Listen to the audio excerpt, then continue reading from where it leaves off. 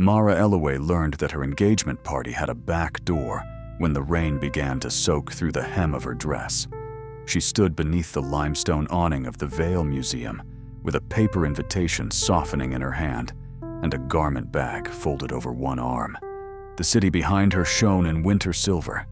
Taxis slid past the curb, donors hurried under black umbrellas, and from the upper windows of the museum came the warm spill of chandeliers and string music. On the invitation, her name had been printed in Julian Mercer's clean, expensive handwriting. "Mara, come at 7. Wear something simple. Let me handle the introductions." She had trusted those words because she had trusted him for 3 years. Julian appeared before she reached the main steps, not from inside, where a fiancé should have been waiting, but from the staff entrance to the side, moving quickly, as if he had been warned by security that a problem had arrived. His tuxedo was perfect. His smile was not. It touched his mouth and never reached his eyes. "Mara," he said, lowering his voice before she could say his name. "What are you doing at the front?" She looked down at the invitation, then up at the glowing museum doors.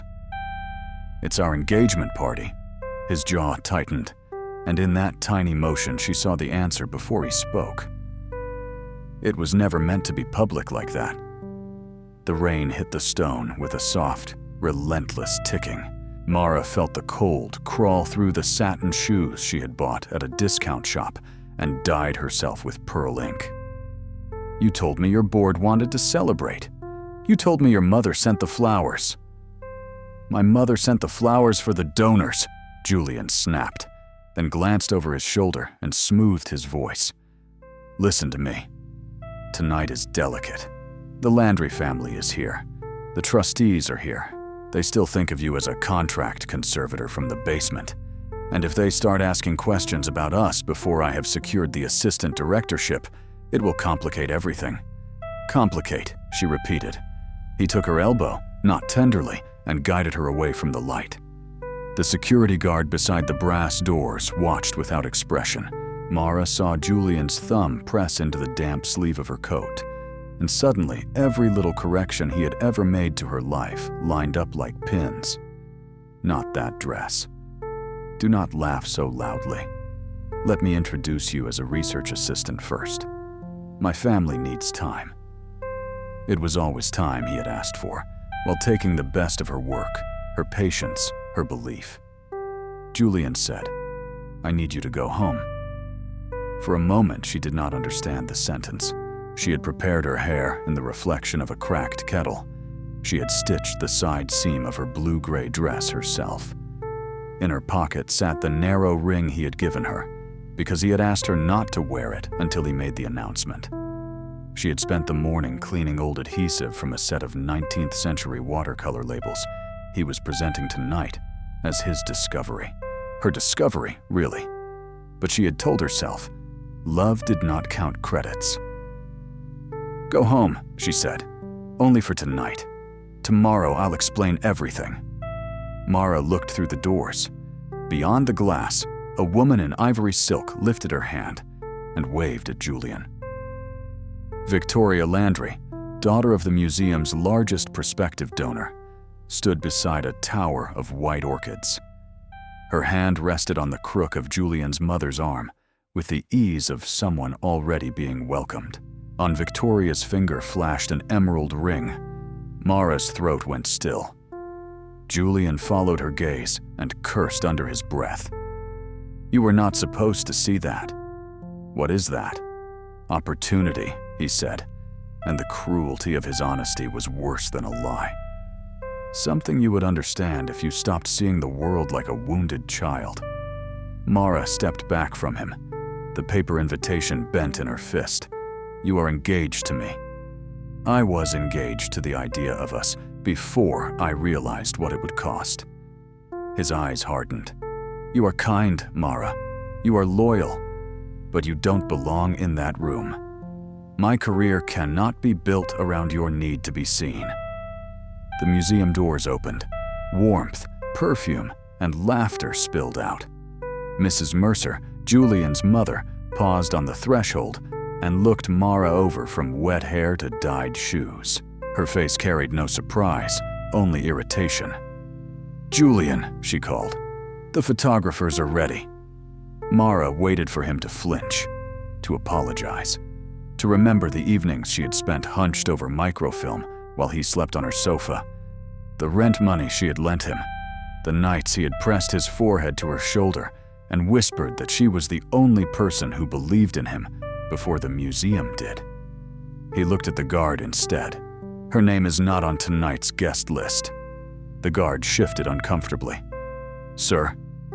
"She is not to enter," Julian said, "no matter what she says." Mara's fingers loosened. The invitation fell into a puddle and darkened until her name disappeared. People passed behind him in jewels and black wool, and nobody stopped. Nobody asked why the woman in the rain looked as if she had been emptied out and left standing. Julian gave her one final warning look, the kind one gave to an employee who might embarrass a superior, then turned back into the museum. The door closed between them. Mara did not cry at first. Her body was too proud or too shocked. She walked away from the entrance because she would not let the guard watch her break. She went around the side of the building to the old delivery courtyard, where vans unloaded crates and caterers smoked beside the dumpsters. The museum looked different from there, less like a palace, more like a machine with pipes, vents, drains, and hidden doors. She leaned against the wall and laughed once, soundlessly. She had spent half her life behind hidden doors. Her mother had cleaned frames in a room without windows until a missing miniature ruined her name. Mara had grown up with people whispering thief, even after Lydia Ellaway died, before she could defend herself. When Julian came into the basement archive 3 years ago and said her eye for damaged paper was extraordinary, Mara had believed he was the first person to see past the stain. He had seen the stain. He had simply learned how to use the hand beneath it. From inside her coat pocket, her phone trembled. A message from Julian. "Do not make this ugly. I will send your things tomorrow." Then another. And Mara, "Do not mention the Mercer Landry announcement to anyone. You signed confidentiality forms for the research." She stared at the screen until the words blurred. Her thumb moved to reply, but there was nothing clean enough to say. She switched off the phone and pushed it deep into her pocket. That was when the delivery gate opened. A black car rolled into the courtyard without headlights. The driver got out first, holding an umbrella. Then a man stepped into the rain, tall, lean, and bareheaded, as if he had forgotten weather existed. His overcoat was dark and unbuttoned. A thin scar pulled at the edge of his left eyebrow. He looked at the service door, then at Mara, then at the ruined invitation near her shoes. "Are they refusing entry to everyone tonight?" he asked. "Or only the honest people?" His voice was quiet enough that she almost mistook it for kindness. Mara wiped rain from her cheek with the back of her hand. "That depends on what you are carrying. An inheritance I don't want, and a lawyer who charges by the minute." He nodded toward the door. Adrian Vale. The name struck the air between them. Everyone in the museum knew the Vale name.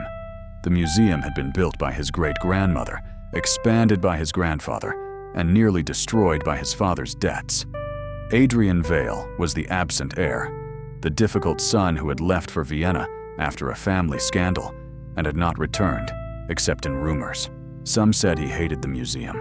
Some said the museum hated him first. Mara straightened, suddenly aware of her wet hair, her old coat, the tear in the paper bag around her shoes. "I'm sorry. I should not be here.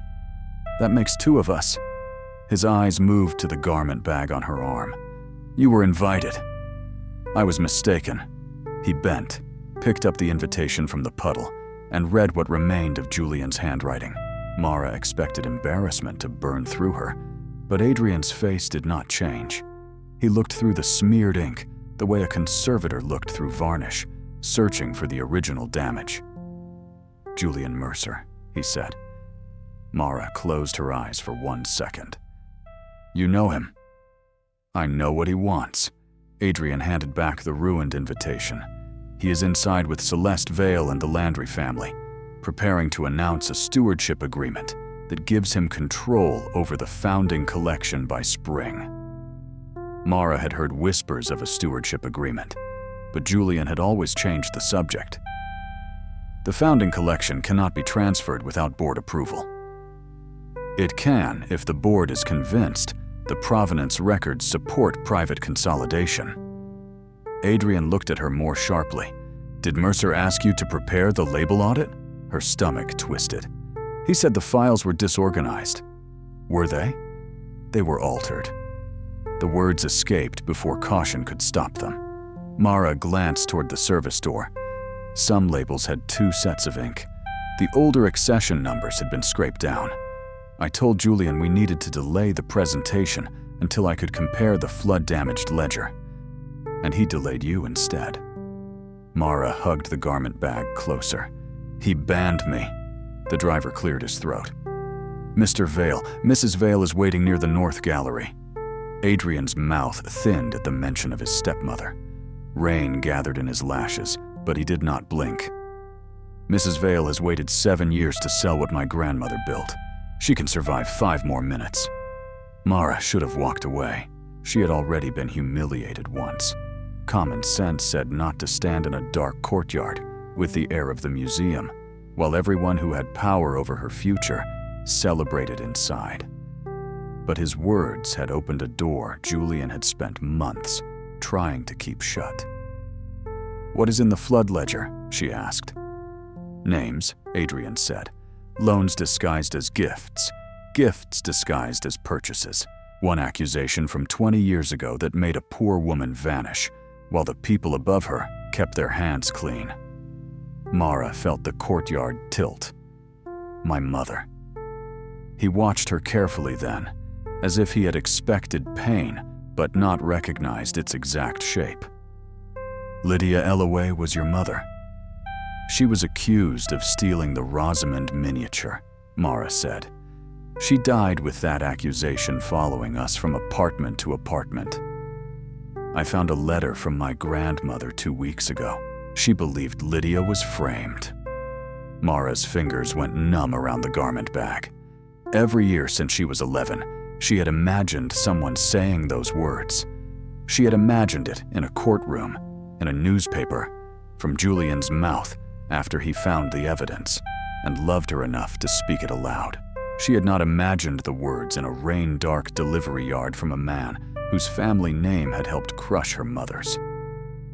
Adrian reached into his coat and took out a flat velvet case, old and worn at the hinge. Inside lay a brooch shaped like a blue enamel swallow, its wings small and bright as preserved sky. My grandmother left this with the letter, he said. She wrote that if I found Lydia's daughter, I was to trust the woman who knew how to read damage. Mara stared at the swallow. Why are you telling me this? Because I am about to walk into that party and challenge a room full of people who profit from polished lies. My father's trust gives me an immediate family vote, only if I appear as head of a household. Celeste used the clause against me for years. I came tonight with a legal arrangement prepared and a bride who changed her mind an hour ago after Celeste offered her a gallery chairmanship. Mara almost laughed again. You need a wife. I need an ally. Adrian closed the velvet case. There is a judge at the Civic Annex waiting until 8 because my lawyer is very good and very expensive. I will not pretend this is romantic. I can offer you my name, legal protection, and a place from which to fight for your mother's truth. You can walk away after the trust vote if you choose. You will have your own counsel. Your work will be credited. You will not be touched, paraded, or silenced. The proposal was outrageous. It was insulting. It was the kind of bargain desperate people made in stories told to warn girls against men with old houses and colder eyes. Yet the life Mara had carefully built had collapsed in the last 10 minutes, and from the ruins, something hard and clear inside her lifted its head. "What do you get from me?" she asked. "Your knowledge, your courage, the one thing Mercer does not have." Adrian looked toward the glowing windows. Proof earned by hands that have actually done the work. Mara thought of Julian telling the guard her name was not on the list. She thought of her mother's thin shoulders bent over rent notices, her hands smelling of linen paste, her voice saying, "A stain is not the whole cloth, Mara. Never let anyone frame you by the dirtiest corner." "Separate rooms," Mara said. "Of course. My mother's name cleared before any collection is saved for your family pride." "Before?" Adrian agreed. "If I discover you are using me the way he did, I will ruin you publicly." For the first time, the corner of his mouth shifted. Not a smile, but the memory of one. "Then we understand each other." 26 minutes later, in a courthouse office that smelled of old coffee and floor wax, Mara signed her name beside Adrian's, with rain still drying at the ends of her hair. His lawyer, Naomi Pike, read every line of the agreement aloud. Mara listened. She asked questions. She crossed out one clause that referred to her as a temporary social companion and replaced it with independent contracting partner. Adrian did not object. He gave her a pen with black ink and a steady hand when hers shook. The judge was a small woman with silver glasses and a voice that did not waste ceremony. "Do you both enter this marriage willingly?" Mara looked at the stranger beside her. He had not once asked her to smile. He had not asked her to be grateful. He had taken off his overcoat and placed it around her shoulders without comment when the clerk turned up the radiator. It was a small thing, but after Julian's hand on her elbow, the absence of ownership felt like mercy. "Willingly," Mara said. Adrian's answer came a breath later. "Willingly." There were no flowers, no guests beyond Naomi and the driver, whose name was Mr. Ives, and whose eyes shone as if he had known Adrian as a boy. There was no kiss. The judge declared them married, stamped the license, and wished them fortitude instead of happiness, which Mara privately considered more useful. Naomi opened the velvet case and fastened the blue swallow to Mara's dress.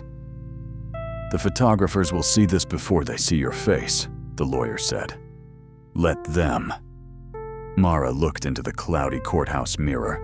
The brooch did not match her simple dress. It made it look intentional. Adrian stood behind her, not close enough to trap her, close enough that she could see his reflection beside hers. "You can still choose not to return." Mara touched the enamel wing. "I have spent my whole life being told where not to go." The museum gala had reached the speeches when they arrived. This time, they did not use the service entrance. Adrian's car stopped at the front steps. Mr. Ives opened the door, and the cold night rushed around them. Photographers turned first out of habit, then with hunger as they recognized Adrian. The absent heir had returned in a black coat, hair damp from rain, face carved into calm. Then they saw the woman stepping out beside him. Mara did not wear diamonds. Her dress was mended at one seam. Her shoes were not designer. But the veil swallow gleamed at her heart, and Adrian's hand hovered near her back without touching. A question instead of a command. "Ready?" he asked. "No," she said. "Good, neither are they." They climbed the steps together. Inside, the museum rotunda bloomed with white orchids, gold chairs, and faces trained by money to hide surprise. Above the crowd, a marble statue of the founder held a lantern toward a painted ceiling of storm clouds parting over the sea. The same ceiling Mara had cleaned with cotton swabs from a lift at dawn, while Julian slept through his alarm. The first glass broke when Mrs. Mercer saw her. It was only a champagne flute, only a thin sound against stone. But the room turned. Julian stood on the temporary stage beside Victoria Landry, one hand on the microphone, the other near the emerald ring box he must have planned to display. Victoria's smile faltered. Celeste veil, elegant in deep green silk, went very still. Adrian did not raise his voice. He did not need to. "Forgive the interruption," he said. "I was told my family's museum was hosting an engagement announcement tonight. It appears I arrived just in time to introduce my wife." The word moved through the rotunda like a struck match. Mara felt every eye touch her, some curious, some offended, some thrilled by scandal. Julian's face drained of color, then filled again too quickly. "Your wife?" he said, laughing as if the room had misunderstood. "Adrian, you cannot be serious." Adrian looked at him. "I rarely make legal commitments as jokes." Naomi stepped forward and handed a certified copy of the marriage license to the board secretary, who took it with both hands. Whispers rose. Cameras flashed. Mara kept her shoulders level, though every flash felt like lightning searching for cracks. Celeste descended from the stage with the smoothness of a woman crossing water without leaving ripples. "Adrian, this is theatrical, even for you." "Stepmother," he said, "you renovated the founding gallery without notifying me, removed 3 accession files from the archive, and scheduled a donor announcement under a stewardship clause you knew I intended to contest. I thought theater suited the evening." Celeste's gaze slid to Mara. Recognition passed through it, thin and poisonous. "Miss Ellaway, how ambitious grief can make a person." Mara's cheeks burned, but she answered before Adrian could. "Mrs. Vale, ambition did not put my name on a blocked guest list." A murmur traveled through the donors. Julian stepped down from the stage. "Mara, this is absurd. You are upset, and he is using you." The old Mara, the one who had measured her worth by Julian's approval, would have trembled at the anger in his voice. The woman wearing the blue swallow heard only panic. "Do not speak to my wife as if you misplaced her and can pick her up again," Adrian said. Mara turned slightly toward him. The protection landed warm, but she would not hide in it. "Julian, you told security I was not allowed to enter the party you invited me to. You were preparing to announce another engagement, while presenting my audit as your work. That is not a misunderstanding. That is a pattern." Victoria pulled her hand from Julian's arm. Mrs. Mercer whispered, "This is slander." Naomi's smile was pleasant and lethal. "Then you will enjoy discovery." For the first time that evening, Mara saw fear move behind Julian's eyes. The board chair, an elderly man named Everett Cho, cleared his throat. "Mr. Vale, perhaps we should continue this privately." "No," Adrian said. "Privacy is how this museum learned to misplace women." The sentence struck Mara harder than the cameras. She looked at him, but he was facing the crowd, his voice controlled, the scar near his eyebrow pale under the lights. He continued, "Tonight's stewardship announcement is suspended pending review of the founding collection's provenance records, the flood ledger, and all research contributions by Mara Ellaway Vale." Her new name sounded impossible. It also sounded like a door unlocking. Julian took one step toward her. "Mara, you cannot possibly want this. You hate spectacle." "I hate erasure more," she said. The gala did not end. Wealth disliked unfinished food and paid musicians. But the air changed. The string quartet stumbled through a waltz, while trustees gathered in tight clusters. Reporters photographed the marriage license. Victoria Landry disappeared toward the East Gallery, followed by her father. Celeste remained near the orchids, composed and watchful. Julian tried 3 times to reach Mara, and 3 times Adrian moved, not blocking her, simply arriving beside her until Julian remembered the room was watching. At midnight, Mara left the museum as Mrs. Vale with a paper bag containing her wet coat, her old ring, and the courthouse copy of a marriage agreement that made her both safer and more endangered than she had been that morning. Adrian's house stood on a bluff above the harbor, a narrow modern structure of glass and weathered stone, built behind the old Vale carriage house. It did not look like a mansion until Mara noticed the space around it. The private drive, the sleeping gardens, the black water far below. Inside, the rooms were quiet and sparsely furnished, as if someone wealthy had packed for grief and never unpacked. "This is the guest suite," Adrian said, opening a door at the end of a hall. "Your lock works from the inside. Naomi arranged for clothing in several sizes to be delivered tomorrow. You can refuse anything you dislike." Mara entered the room. Cream walls, blue quilt, a small desk facing the sea. On the bedside table sat a glass of water and a phone charger. No roses, no silk sheets, none of the arrogant seductions she had feared. Just practical kindness, which was more dangerous because it did not ask to be admired. "Thank you," she said. Adrian rested his hand on the doorframe. "I am sorry for what happened tonight." "You didn't do it. My name was part of the room that allowed it." She looked at him then. In the hall light, he seemed older than the rumors, not in years, but in weather. "Why did you leave the museum?" His face closed. "Because the night my mother died, my father held a fundraiser in the rotunda before the flowers from her hospital room had wilted. I decided the building had eaten enough of my family." Mara did not know what to say. She had heard Adrian's mother had drowned while sailing, heard too many versions to know the truth. She only nodded. He stepped back. "Sleep if you can. Tomorrow will be worse."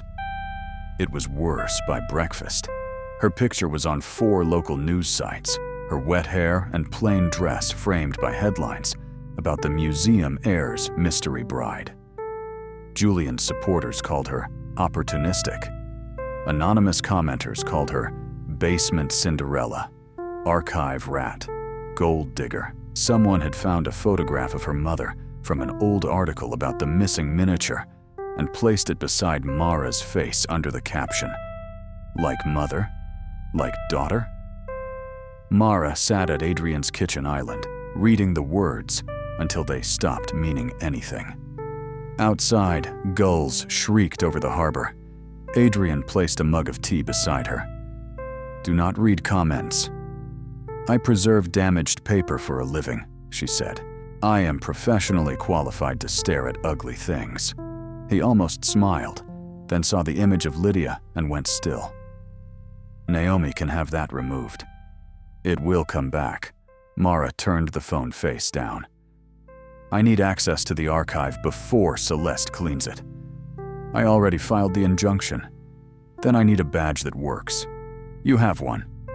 He slid a museum ID across the counter. The photo was from the courthouse, taken with Mara tired, pale, and unsmiling. Beneath it, Mara Eloy Vale, independent provenance consultant.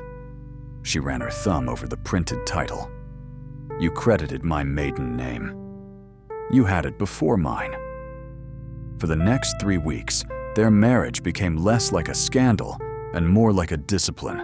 At dawn, Mara entered the museum through the staff corridor with a court order in one pocket and a badge clipped to her coat. At night, she returned to the glass house carrying photographs of scraped labels, brittle receipts, and questions that made Adrian's lawyers fall silent. The archive had its own weather. Cold air. Dust. The dry whisper of gloves over paper. Mara worked beneath old pipes, while 2 paralegals logged every box Celeste had touched. Julian's assistants watched her as if she had stolen the oxygen from the room. She ignored them. She had learned long ago that being underestimated could be used as cover. Adrian fought upstairs, where trustees in soft wool called him impulsive and Celeste called him wounded. He never asked Mara to play devoted wife for sympathy. When reporters gathered at the front steps, he answered questions with his body turned just enough to leave her a path away from the cameras. When donors asked whether she was qualified, he handed them copies of her audit notes until they stopped smiling. Their private life remained careful. Separate rooms, separate closets, a shared kitchen where legal folders slowly crowded out the fruit bowl. Yet care entered by practical roots. Adrian replaced the failing basement dehumidifier after Mara mentioned the smell of mold. Mara labeled his files because his system depended on memory and irritation. He left sandwiches on her desk when she forgot lunch. She learned he took his coffee black because his mother had once joked that sugar was for people who trusted mornings. He learned she hummed when reading difficult handwriting and became dangerously quiet when angry. One evening, in a sealed conservation room, Mara found a small wooden whistle in a box from Adrian's grandmother. It was shaped like a bird, badly carved, with a faded M beneath one wing. "My mother made those for children's workshops," Mara said, touching the table for balance. Adrian turned the whistle in his palm. "I remember a girl giving this to me the night the sprinklers went off. I had blood on my eyebrow. Adults were shouting. She told me birds could leave even when rooms locked." Mara's breath caught. That was me. The memory rose between them. Two frightened children under a work table, water beating on marble, Lydia Ellaway arguing in the corridor before a rich family's story swallowed hers. Adrian set the whistle down with a care that looked like grief. "I saw your mother crying in my father's office the next day," he said.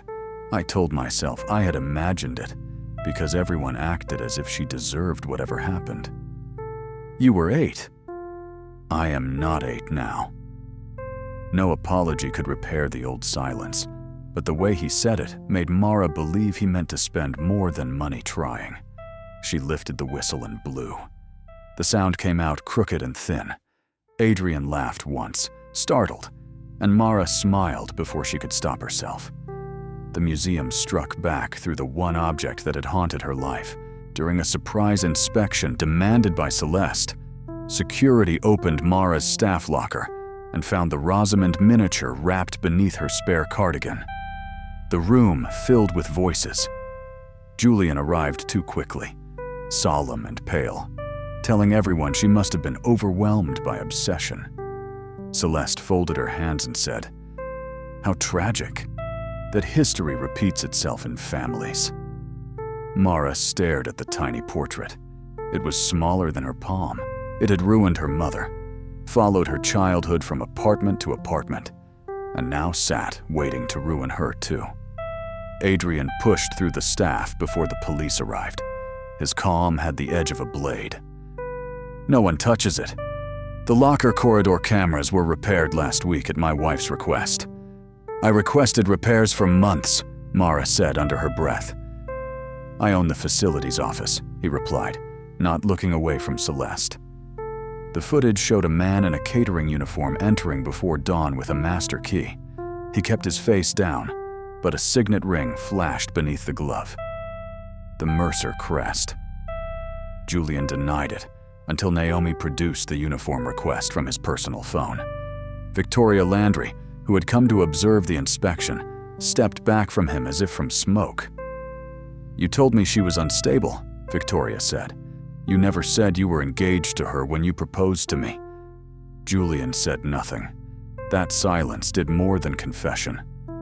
After the police left with the miniature sealed in evidence, Mara sat alone on the locker room bench. Her hand shook only when no one was asking questions. Adrian knelt in front of her, close enough to be heard, not close enough to trap. "I'm so tired of being easy to frame," she whispered. "You are not easy to frame," he said. "They are desperate to contain you." The sentence stayed with her. So did the sight of him kneeling on dusty tile, a museum heir with his expensive coat brushing a staff room floor for a woman everyone had been trained to overlook. Julian tried to reach her the next day. He sent a note with the engagement ring tucked inside. "I made mistakes, but Adrian will never love you. He only loves winning." Mara met him once in a public greenhouse cafe with Naomi 2 tables away and Adrian visible through the glass. Julian looked thinner, less like a man of destiny than a boy who had mistaken hunger for character. Celeste had the miniature, he admitted when charm failed. She told me it would force Adrian to negotiate. I was supposed to connect it to you, not let it land in your locker. You hear yourself, don't you? I was trying to survive. I know what survival costs, Mara said. I just did not sell you to enter the room. She placed his old ring on the table between them. Send the emails to Naomi, then tell the board in your own voice. If I do that, I am finished. Then for once, Mara said, standing, finish something honestly. That night, Adrian drove her home along the harbor, with rain sliding over the windshield. He did not ask what Julian had said until she told him. When she repeated the claim that he could not love, Adrian pulled the car to the curb and looked out at the black water. My mother collapsed during a donor dinner, he said. My father told me not to cry where guests could see. I learned to do most things where no one could see. His fingers tightened around the wheel. I feel anger easily, guilt, responsibility, fear whenever you enter that museum. And I feel something when you walk into a room that makes every careful arrangement in me look temporary. Mara looked at the wedding band she still wore only for public appearances. That sounds inconvenient. Catastrophic, he said. She laughed, then cried, because the truth had arrived without music and sounded more trustworthy for it. When she reached for him, he waited until her fingers closed around his. Only then did he hold on. On the morning of the exhibition, Mara discovered that 3 objects tied to her mother's case had been moved from secure storage to the public preview gallery. Their labels still listed Lydia Ellaway as suspected in the loss of the Rosamond miniature. Not accused, not investigated. Suspected, printed in elegant serif font beneath glass. Mara stood before the case with a coldness so complete, it felt like peace. Adrian arrived behind her. I will have them removed. No, she said. His head turned. No? If they want her shame displayed, we display the correction beside it. We do not have board approval. Then get me 10 minutes and a microphone.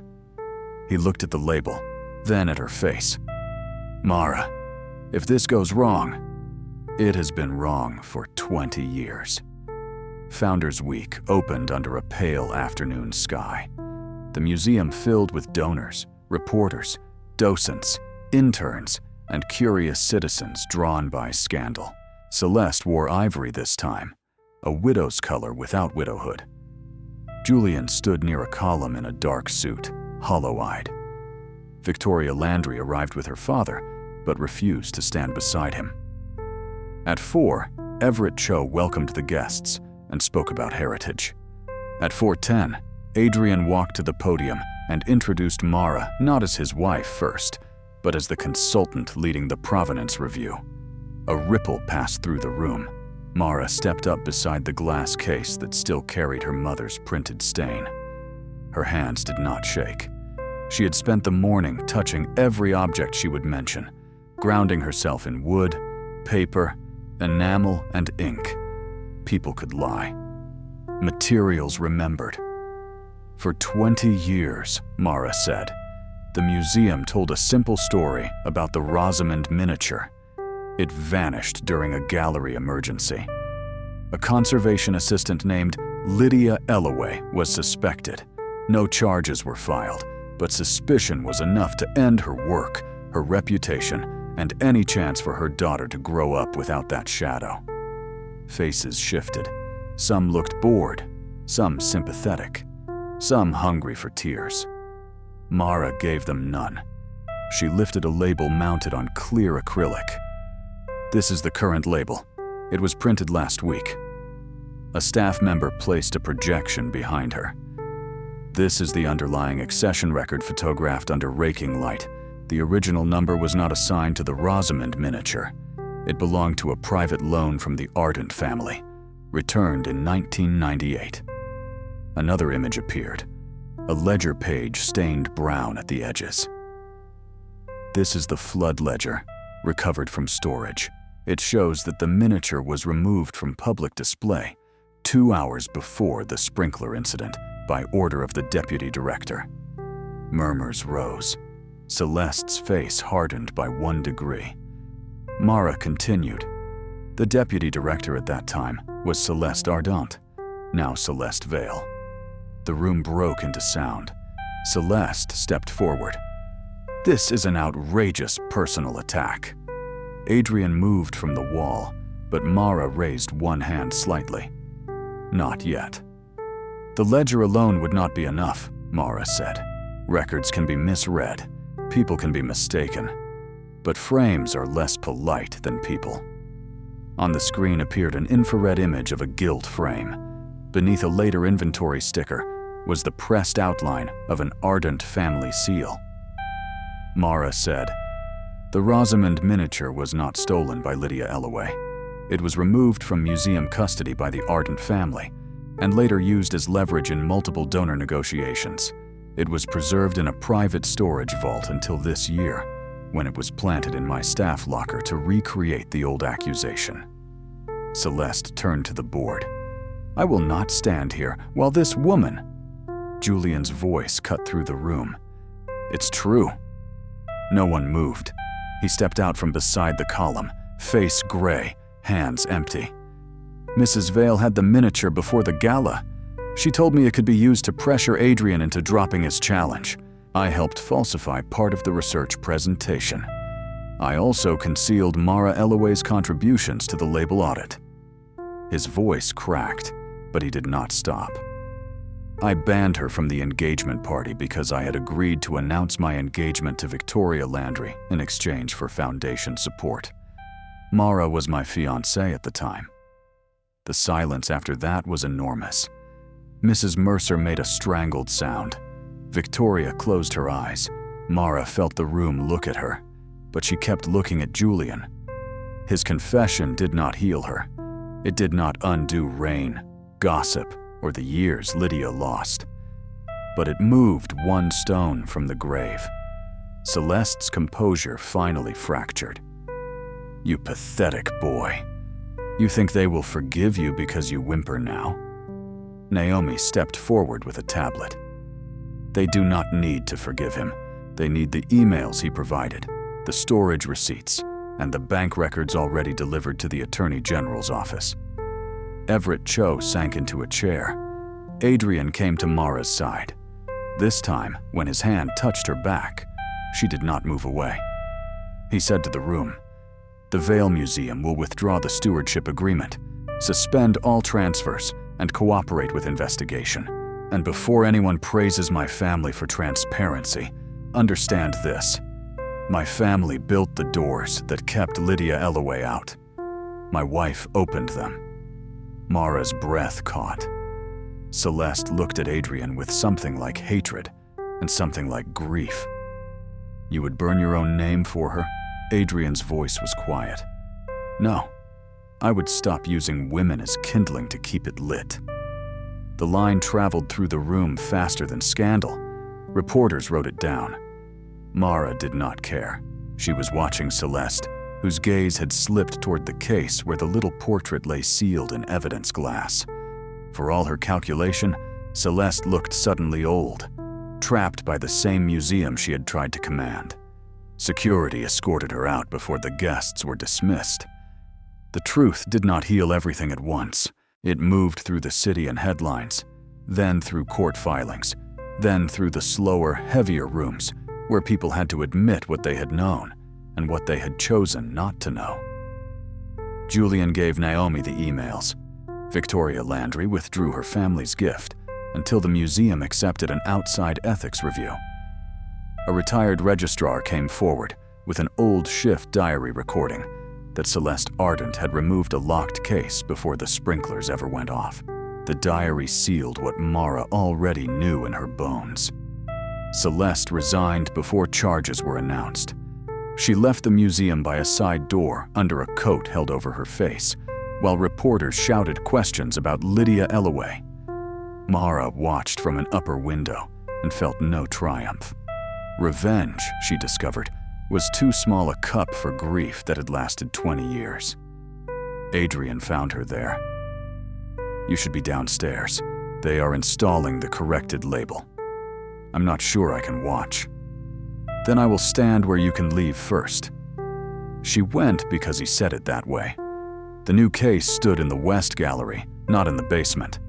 Inside lay Lydia's bone folder, her worn cotton gloves, and the crooked wooden bird whistle. Beneath them, in clear black type, the label named her fully. Lydia Ellaway, conservation assistant, falsely suspected in the disappearance of the Rosamond miniature. Her work preserved more than objects. It preserved evidence.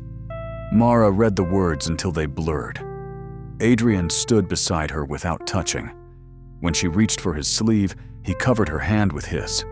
And for once, the museum did not feel like a room where she had to prove her right to breathe. Spring came in pieces. The board voted to turn the Vale Museum into a public trust. Mara accepted the interim director role for provenance research only after insisting on an open hiring process and staff protections written into policy. Adrian gave up the family vote that had once made their courthouse marriage useful. When the legal papers were complete, Naomi called them both to her office and placed one final folder on the table. "The marital clause is dead," she said. "The trust issue is resolved. This is the clean exit you both required at the beginning." The folder held a dissolution agreement, already signed by Adrian. Mara stared at his signature. It was steady, elegant, and unbearable. "You signed this before asking me? I thought if you saw I had not hesitated, you would believe the choice was yours." Anger rose because fear needed somewhere to stand. "You do not get to turn yourself into the noble abandoned husband before I have even decided whether to abandon you." Adrian went still. "That was not what I intended." Intentions are not magic. Julian intended to survive. Celeste intended to preserve the museum. "You intend to protect me so thoroughly that I never get to protect you back." He looked at her then, not as a benefactor, not as an heir, not as the cold man from the rain, but as someone who had finally run out of hiding places. "What would you have me do?" he asked. "Ask you to stay in a marriage that began as a bargain on the worst night of your life?" "Yes," Mara said, and the word frightened her with its own certainty. "Ask, not demand. Not arrange a graceful door and disappear behind respect. Ask me as if you are allowed to want something." The city blurred beyond the office windows. Adrian came around the table, but stopped before reaching her, leaving the last step to her. "Stay," he said. His voice was rough enough to be real. "Stay as my wife if you want the name. Stay without it if you do not. Stay in the glass house or choose another home and let me learn the route. Stay because you are angry with me and still believe I can do better. Stay because I love you carefully, badly sometimes, and completely in ways I am still learning how to show." Mara's eyes burned. She picked up the dissolution agreement. For one sharp second, his face emptied. Then she folded it once, did not tear it, and slid it into her bag. "I'm keeping this," she said. "As what?" "Evidence. You gave me a door. I chose not to use it today." He exhaled like a man released from a sentence. When she reached for him, he met her halfway. The kiss was not a performance for a rotunda or a headline. It was quiet, shaken, and full of rain-colored light, his hand careful at her waist until she pulled him closer by the lapel and taught him that care did not always mean distance. They kept the decision private for a while. The public had already consumed the beginning of their marriage. The rest belonged to them. On the first day of the museum's reopening as the Vale Public House of Art and Memory, children filled the West Gallery with paper, paste, and crooked blue birds. Mara had chosen that room deliberately. It was where the miniature had vanished, where alarms had once screamed, where two children had hidden under a table, while adults created a lie large enough to bury a woman. Now, a little girl held up a bird, with one wing bigger than the other, and asked if it could still fly. Mara crouched beside her. "Especially then," she said. "It will learn how to balance." Across the room, Adrian stood with glue on his cuff and the blue enamel swallow pinned to his lapel. Mara had given it back to him that morning. It no longer had to be armor. It could be a reminder. After the guests left, he took her to the rotunda. Pear blossoms from community gardens filled the space where white orchids had once stood at Julian's false engagement party. The ceiling still showed painted storm clouds parting over the sea. Adrian opened a small box. Inside lay a plain wedding band, engraved with 2 words, "Not erased." Mara touched the letters. "You know I do not need a ring to stay." "I know. I might still be difficult. I am counting on it. I might work late, forget dinner, and argue with trustees until they fear me. I will bring sandwiches and admire the fear." She laughed, and the sound rose toward the painted clouds. Then she slid the ring onto her finger. It fit, because Adrian noticed measurements the way other men noticed mirrors. Outside, rain began again, gentle against the high windows. Mara thought of the woman who had stood on these steps with a dissolving invitation, told by the man she trusted that she did not belong in the room.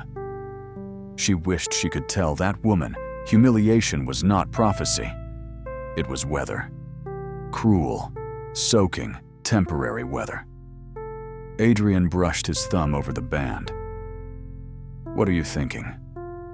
"That I arrived at a party as the wrong man's secret," she said, "and somehow left with my own life." His forehead touched hers, and a very inconvenient husband. The most inconvenient. When they stepped onto the front stairs, the city smelled of wet stone and spring. There was no back door waiting for her now, no guard with orders to keep her out, no old accusation standing between her and the light. There was only the wide descent into morning, Adrian's hand open beside hers, and the blue bird at his heart, catching the first pale color of the sky.